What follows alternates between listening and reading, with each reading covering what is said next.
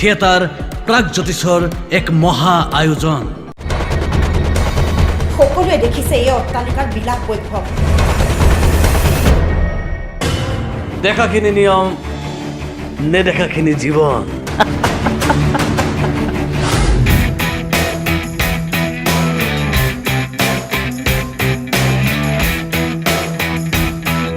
এক অচিন বেমাৰ হঠাৎ ৰূপ লৈছে এক মহামাৰী। এই পৰিস্থিতি কিয় হৈছে, কাৰ কাৰণে হৈছে, ইয়াৰ আঁৰত কোন আছে?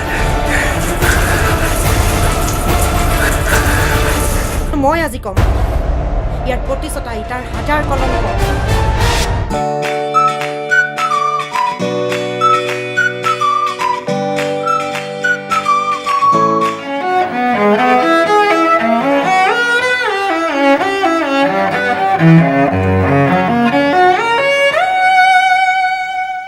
মই যিটো কৈছো সেইটো শুনা।